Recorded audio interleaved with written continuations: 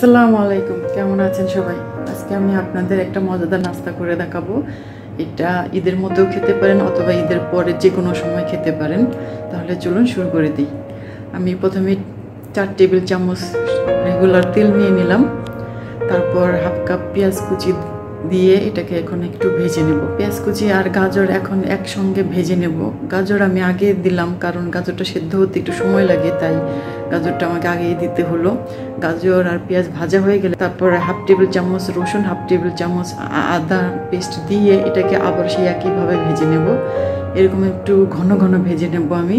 তারপর আমি মাংস দিচ্ছি। এখানে আধা কেজি গরুর মাংসের কিমা আছে, আর সেই সঙ্গে স্বাদ মতো লবণ দিয়ে এখন ভাজবো। কিমাটাকে আমি একটু ভাজবো কিছুটা সময় ভেজে।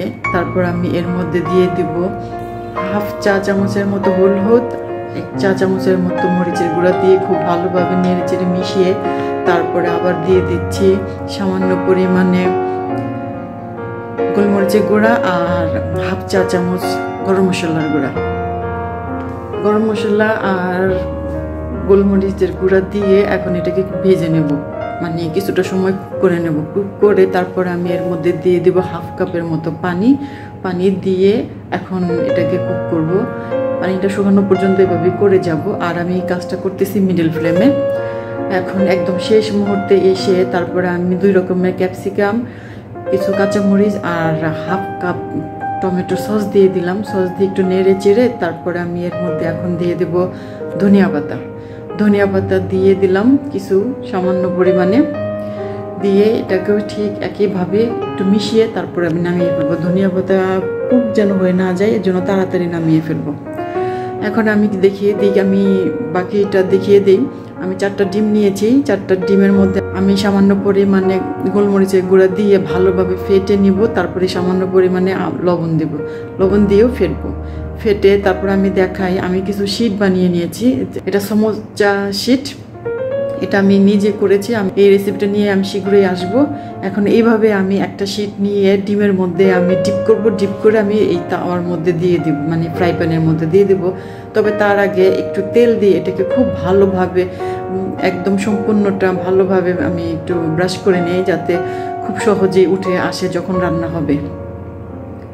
এখন আমি দিয়ে দিলাম একটা, প্রথমে দিয়ে একদম সুন্দরভাবে এটাকে সেট করতে হবে। প্রথমটা সেট করা হয়ে গেলে এর উপরে সেই কিমাটা আমি দিব, যেটা আমি একটু আগে রান্না করেছি। এখন যতটুকু প্রয়োজন আমি দিচ্ছি, আপনারা আপনাদের টেস্ট অনুযায়ী নিয়ে নেবেন। কম দিবেন নাকি বেশি দিবেন। তারপরে আমি সেই একইভাবে ডিমের মধ্যে ডিপ করে আরেকটা শীট এখানে আবার উপরে দিয়ে দিলাম।